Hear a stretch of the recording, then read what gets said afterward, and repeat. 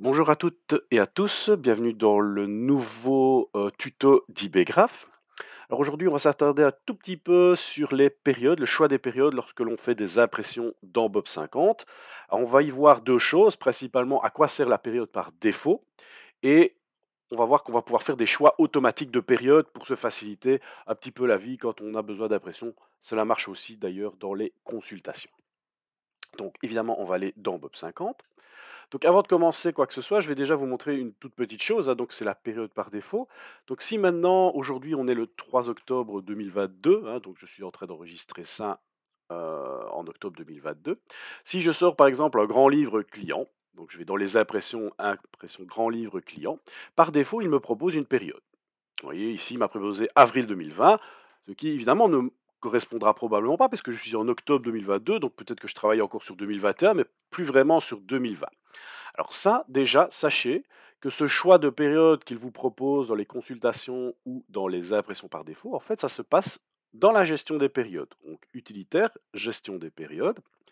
Et là, voyez qu'il y a une colonne ici, def. En fait, c'est la colonne de période par défaut. Elle est en 2020. Donc par défaut, il me proposera des périodes 2020. Donc ici, moi, je suis en 2022. Donc c'est évidemment beaucoup plus opportun de me mettre sur 2022 et peut-être même en septembre 2022 pour qu'il puisse me proposer dans les impressions automatiquement une période qui ressemble plus à le moment où je travaille. Alors vous n'avez pas besoin de faire ça tous les mois, soyons honnêtes. Je dirais qu'une fois par an. Alors idéalement, c'est à chaque fois que vous avez fini votre déclaration de TVA, vous mettez la bonne période par défaut dans laquelle vous travaillez et ça devrait suffire. Mais voilà, au moins une fois par an, c'est quand même pas mal du tout. Et regardez la petite différence maintenant, si je refais la même impression, il va me proposer par défaut la période 09-2022. Ce qui m'évitera de remonter peut-être toute la liste pour aller retrouver, ou descendre plutôt toute la liste pour aller retrouver la période active sur laquelle je travaille actuellement. Donc ça, c'était l'utilisation de la période par défaut. Voilà, c'est quelque chose qui n'est pas toujours connu. Ça vaut la peine de s'y arrêter 2 secondes. Deuxième chose, les périodes automatiques. Souvent, quand on est en clôture, en période de clôture ou des choses comme ça, on a besoin d'imprimer toute une série d'informations avec des périodes spécifiques de janvier à décembre, hein. Par exemple, si on clôture 2021, ben, on aura besoin de janvier à décembre 2021, etc. Et donc, ce qu'on fait souvent, c'est qu'on développe la liste et on va rechercher l'information qui nous intéresse. Voilà, je veux de janvier, je dirais même pour être plus cohérent, de janvier 2021 à décembre 2021. C'est tout à fait faisable, ça marche d'ailleurs, voilà. Je pourrais imprimer mon historique ici. Mais sachez qu'ici à droite, vous avez un bouton qui va vous permettre de choisir automatiquement des périodes. On a ici toute une série d'options et qui vont finalement vous faciliter la vie. Alors la première, c'est période active du dossier, ça va choisir la période active. Donc comme tout à l'heure, j'avais été choisir une période par défaut, hop, voilà, il va me remettre sur septembre 2022. Période actuelle, il va regarder la date du jour. Moi, je suis le 3 octobre 2022, donc il va regarder la période octobre 2022.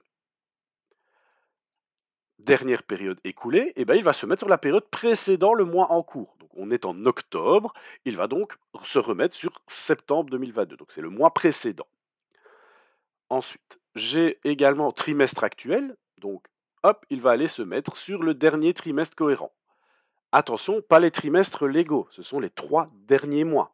Donc trimestre actuel, c'est août, septembre, octobre. Alors que le trimestre officiel, je vais dire, vraiment les trimestres officiels, ce sera de juillet ou septembre. Dernier trimestre écoulé, donc là, il va faire la même chose, sauf que comme s'il est écoulé et que je suis en début octobre, moi ici, il faut qu'il soit terminé, donc il va se mettre en septembre et puis décompter 3 mois en fait, tout simplement. C'est ça en fait qu'il fait, c'est décompter 3 mois par rapport à un poids repère choisi. Dernier trimestre fiscal écoulé, là par contre, il va se baser sur les trimestres légaux. Donc janvier à mars, avril à juin, juillet à septembre et octobre à décembre. Donc dernier trimestre fiscal écoulé, bon dans mon cas ce sera le même, ici il va choisir de juillet à septembre, c'est-à-dire le troisième trimestre de l'année 2022.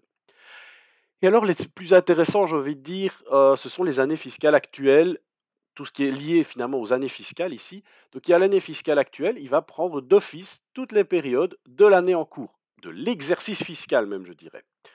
Donc moi, ayant un exercice normal dans mon dossier, il va donc de janvier à décembre. J'ai également dernière année fiscale écoulée. Ça, très pratique, puisque quand vous êtes en période de clôture, vous êtes déjà en 2022, vous travaillez déjà sur la période 2022, mais ça vous intéresse de peut-être imprimer des choses sur 2021. Donc on fait dernière année fiscale écoulée et paf, il va se mettre sur la dernière année fiscale écoulée. Alors, normalement, il était censé prendre janvier. Ah oui, ok, non, c'est normal. Ça fonctionne aussi de ce que l'on a mis juste avant. Donc ici, de janvier à décembre. Ensuite, vous avez tous les exercices. Là, évidemment, c'est un petit peu plus large dans le sens où il va se baser sur toutes les périodes qui sont disponibles dans le logiciel et prendre tout. Alors, ça peut être utile, finalement, j'ai envie de dire, ça peut être utile dans l'analytique. Si vous faites une analytique de chantier qui dure plusieurs années, bah, c'est pas toujours intéressant de voir que l'année en cours ou la dernière année. Bah, on a besoin d'avoir un historique total ou en tout cas une balance depuis le début du chantier. Bah, donc là, on ne va pas limiter à une année, on va prendre tout sur tous les exercices. Alors, ce qu'il faut savoir quand même, c'est que ça marche pas mal du tout, mais qu'il y a des limites. Ça veut dire que si j'étais déjà en 2023, par exemple, et que je n'avais pas créé l'exercice 2023 dans Bob, il faut savoir que ces trois derniers paramètres, il aurait du mal un peu à les calculer. Pourquoi? Parce que lui, qu'est-ce qu'il fait? Il regarde la date du jour, à tous ceux qui sont liés ou actuels ou quoi. En fait, il va regarder la date du jour dans Windows. Aujourd'hui, 3 octobre 2022, donc il va se mettre au 3 octobre, donc à la période octobre 2022, et puis il va essayer de calculer des choses. Donc si la période octobre 2022 n'existait pas dans Bob, bah, du coup il ne sait pas se dire je suis dans tel exercice, donc je dois reconstituer un exercice précédent. Ce serait donc, hop, je vais regarder dans ma liste d'exercices, et donc il n'y arriverait pas. Donc voilà. Si vous voulez vous en servir, il faut bien penser d'avoir les périodes actives, les périodes actuelles, je veux dire, qui existent pour qu'il puisse faire ses calculs correctement. Voilà, l'exemple le plus facile à comprendre si je me réexprime peut-être autrement pour que ce soit plus clair, bah, évidemment, période actuelle, si octobre 2022 n'existait pas dans mon logiciel, donc si je n'avais pas créé dans Bob 50 octobre 2022, si je fais période actuelle, bah, clairement ça ne va pas marcher, puisqu'il va essayer de choisir une période qui n'existe pas. Donc voilà un petit peu pourquoi je disais qu'il fallait comme se méfier un petit peu. Voilà. Sur le fond, bah, c'est tout. Il n'y a pas grand-chose de plus à raconter sur ces histoires-là. Passez une bonne journée. Au revoir.